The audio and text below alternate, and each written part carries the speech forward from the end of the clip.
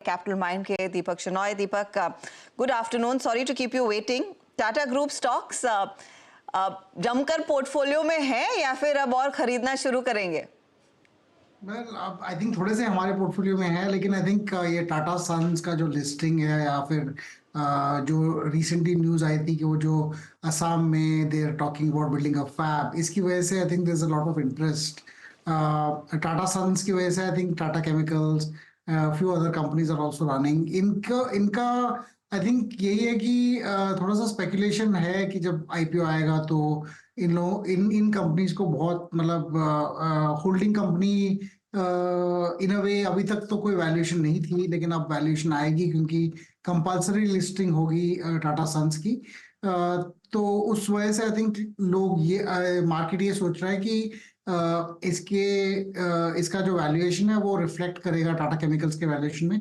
एक तरह से 3% अगर टाटा सन्स ओन करता है, currently they own 3% of Tata Sons, तो टाटा सन्स का जो लिस्टिंग होगा की जो लिस्टिंग होगी वो शायद 10 लाख करोड़ के करीब आई थिंक उनकी वैल्यूएशन होगी जब लिस्ट होगी, अप्रोक्सीमेटली अगर देखा जाए तो। अगर और उस पर अगर आप होल्डिंग कंपनी डिस्काउंट भी लगा दें तो रफली 20-25% टाटा केमिकल्स में सिर्फ होल्डिंग कंपनी के मतलब शेयर्स की वैल्यू की लाइक कीमत उनके उनके वैल्यूएशन में आ जाएगी। तो आई थिंक उसकी वजह से भी शेयर प्राइस बढ़ने लगे हैं। हम भी इसको एनालाइज कर रहे हैं, अभी तक हमने कोई एक्शन नहीं लिया है एटलीस्ट टाटा केमिकल्स में, पर आई थिंक और न्यूज थोड़ा सा इन्वेस्टिगेट भी करना पड़ेगा किस तरह से वैल्यू आएगी। अब ये इनफैक्ट एक बड़ी डेवलपिंग स्टोरी रहेगी जिस पर बाजार बार बार लौट कर आएगा, कंसिडरिंग शायद 2025 तक वो आईपीओ आ सकता है सितंबर के महीने में। So we have lot of time to dwell on that. लेकिन एक चीज जिसको लेकर थोड़ी सी चिंता बढ़ गई है कि एनबीएफसीज पर एक के बाद एक आरबीआई काफी सख्त निर्देश देने लगा है। ये ऑफ कोर्स शुरुआत हुई थी पेटीएम के साथ, लेकिन पेटीएम वाला हिस्सा अलग था। लेकिन जो जेएम फाइनेंशियल के साथ हुआ, जो आईएफएल फाइनेंस के साथ हुआ, क्या आपको लग रहा है थोड़ी सी the painful situation, I don't know if that's the right word to look at it, लेकिन थोड़ी सी दुविधा में रह सकते हैं निवेशक कि एनबीएफसीज में अगली गाज किस पर गिरेगी? आप कैसे अप्रोच कर रहे हैं इस पॉकेट को? तो अभी तो आई थिंक हमें ये लगा था एक्चुअली पहले साल के पहले में कि देखो इंटरेस्ट रेट्स जब रिलेटिवली हाई रहे हैं कंपैरेटिवली, और यूएस में इंटरेस्ट रेट्स अभी घटे नहीं है, तो इंडिया में घटने के कम चांसेस हैं जब तक कि यूएस ना चेंज करे अपना पॉलिसी। तो उसकी वजह से थोड़ा सा फाइनेंशियल सेक्टर में वैसे भी आई थिंक थोड़ी सी मार्जिन कम, कॉन्ट्रैक्शन और फिर कंपटीशन बढ़ने की वजह से एनपीएस भी थोड़े आ सकते हैं। लेकिन अभी जो हुआ है वो रेगुलेटरी सिचुएशन ऐसा है कि जो काफी पास्ट में जो प्रैक्टिसेस नॉर्मल रहे हैं लोगों के, आई थिंक उन्होंने आइडेंटिफाई किया कि कुछ लोग कुछ जो चीजें हैं इसमें उसमें डिस्क्रिपेंसीज हैं। इसकी वजह से वो वार्निंग्स देते थे पहले कंपनीज को, अब तो उन्होंने बस ऑलमोस्ट शायद थोड़े से वार्निंग्स के बाद भी उन्होंने बिजनेस रोकने को कहा है कंपनीज को। आईएफएल में तो गोल्ड लोन का इशू था कि उन्होंने कहा कि देखो आप जब लोन देते हो तो आप कहते हो कि इतने ग्राम है गोल्ड की, इतनी प्योरिटी है, लेकिन जब अगर डिफॉल्ट हो जाता है तो आप उसको बेचने जाते हो तो उसकी कम प्योरिटी होती है या फिर उसका कम वेट होता है। तो इस डिस्क्रिपेंसी को मतलब कोई कुछ तरीका होना चाहिए कि उसको कम किया जाए। I think that can be solved over the time by putting some processes, लेकिन अभी टाइम लगेगा उसको लाइक फिक्स करने में। और जेएम फाइनेंस में जो हुआ है वो काफी आई थिंक पहले हो जाना चाहिए था, क्योंकि आईपीओ फाइनेंसिंग जो है बहुत ज्यादा मतलब हमारे मार्केट में इम्पैक्ट करती है। वो लोग ये 100x 200x 200 टाइम्स 200 मतलब 200 गुना ओवर सब्सक्रिप्शन का मीनिंग ही नहीं रहा ऑनेस्टली, कि अगर कोई 50 करोड़ की कंपनी है जो एमएसएमई सेक्टर में हुआ करती थी, 50 करोड़ का जो आईपीओ है उसमें 5-10 हजार करोड़ के सब्सक्रिप्शन आते थे। ये क्योंकि ये सब्सक्रिप्शन उसके पैसे बैंक अकाउंट में होना जरूरी है। तो एनबीएफसी पहले से, बहुत पहले से, रिलायंस पावर और उसके पहले से भी यही करती थी कि फाइनेंस करती थी कि देखो आपको सिर्फ 4 दिन रखने हैं तो मैं आपको 100 करोड़ का लोन दे देता हूँ, 10 करोड़ का लोन दे देता हूँ। आपकी क्षमता नहीं है उस लोन लेने की या उसको पे करने की, लेकिन ये एनबीएफसी लोन देते थे इसलिए कि 4 ही दिन का लोन हुआ करता था, और उस 10 करोड़ के लोन में आपको एक्चुअली मिलेंगे सिर्फ 10 लाख के शेयर।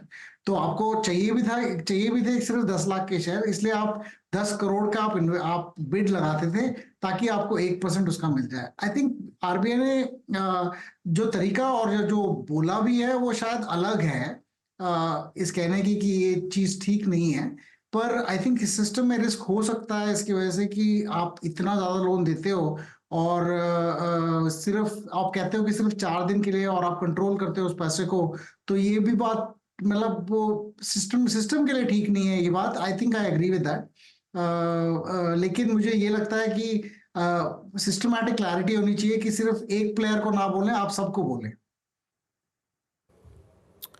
दीपक जी, अभी बात तो हुई अभी एनबीएफसीज की और आरबीआई के एक्शन की। एक मंत्रणा और एक डिस्कशन पिछले कुछ समय से, लास्ट वीक से चल रहा है regarding mutual fund exposure and schemes dedicated to mid cap and small cap. अभी इन सब चीज़ों के बीच में आपको क्या राय क्या देंगे हमारे व्यूअर्स को? कुछ समय के लिए मिड कैप्स और स्मॉल कैप और जिस वैल्यूएशंस पे वो ट्रेड कर रहे हैं थोड़ा दूर रहें, लार्ज कैप पे फोकस करें, और लार्ज कैप में लास्ट रिपोर्टेड अर्निंग्स को देखने के बाद आपको स्पेस कहाँ नजर आ रहा है चेज करने लायक? तो एक्चुअली सच कहूँ तो यही है कि मिड कैप और स्मॉल कैप में जितना स्टॉक प्राइस उनके जो स्टॉक प्राइसेस हैं, जितने स्टॉक्स के प्राइसेस बढ़े, दाम बढ़े हैं, उतनी आप अगर 3 या 4 साल पहले से देखो तो उनकी अर्निंग्स भी उतनी बढ़ी। कोविड से पहले को देखो, 2019 से अब तक स्मॉल कैप की अर्निंग्स जनरली जो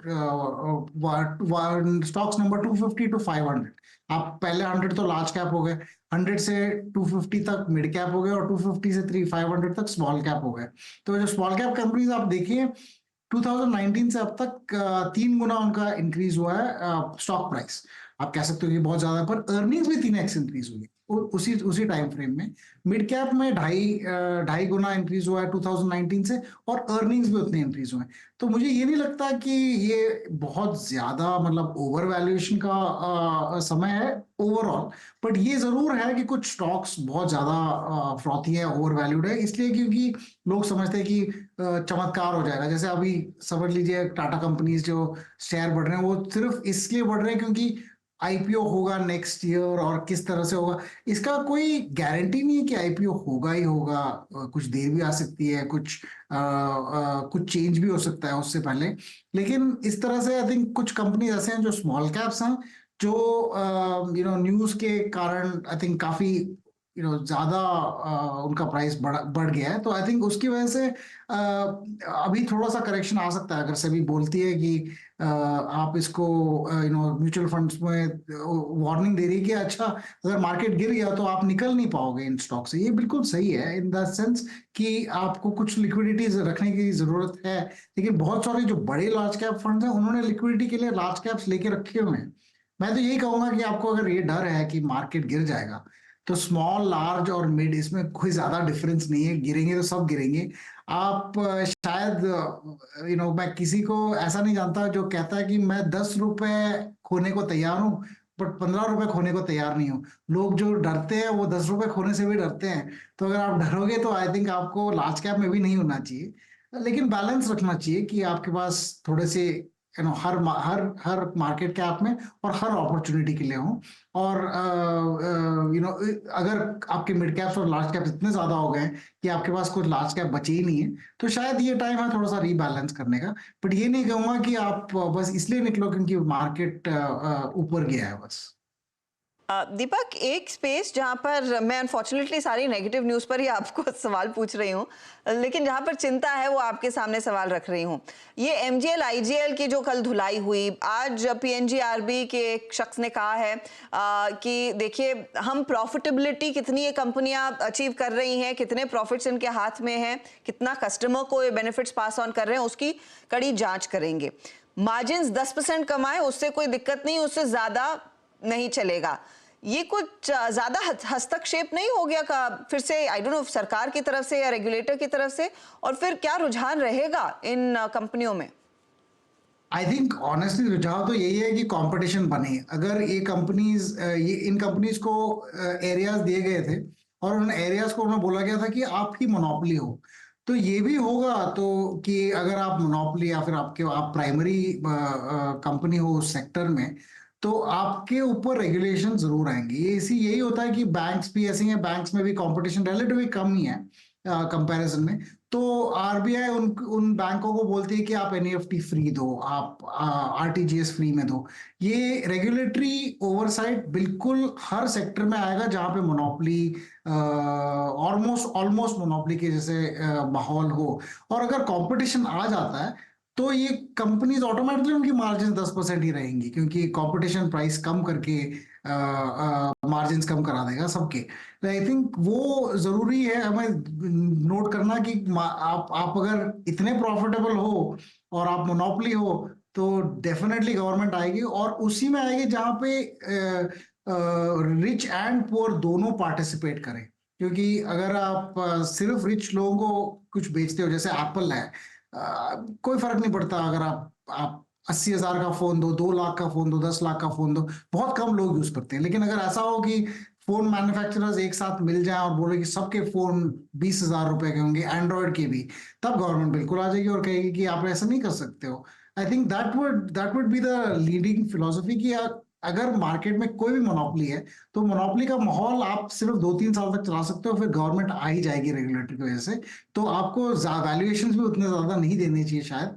आई थिंक मार्केट ये सीख रही है, वो नॉर्मल है, हर साइकिल में ये होता है कि लोग, आईआरसीटीसी को देख लीजिए, एक बार ये हुआ था कि 20 रुपए पर टिकट कमा रही थी, और आईआरसीटीसी तो सिंगल एजेंसी है जहां से आप टिकट बुक कर सकते हो रेलवेज की, उस हिसाब से वो मोनोपोली थी। एंड में गवर्नमेंट ने आके कहा कि आप 20 रुपए कमा रहे हो, 10 रुपए आप प्लीज रेलवेज को दो, तो ऑटोमेटिकली उनकी अर्निंग्स उस कॉन्टेक्स्ट में हाफ हो गई। तो ये तो आई थिंक पहले भी देखा है हमने और आगे भी देखने को मिलेगा। तो ये शायद बस एक रिमाइंडर है कि हर कोई अनलिमिटेड प्रॉफिट तो नहीं कमाने दिया जाएगा उसको। सतर्क रहना चाहिए, मेरे ख्याल में एमजीएल को ज्यादा सतर्क रहना चाहिए क्योंकि वो सबसे ज्यादा मुनाफा और मार्जिन कमा रही है। बहुत बहुत शुक्रिया दीपक हमारे लिए समय निकालने के लिए, and have a great weekend. Thank you, you too, thank you.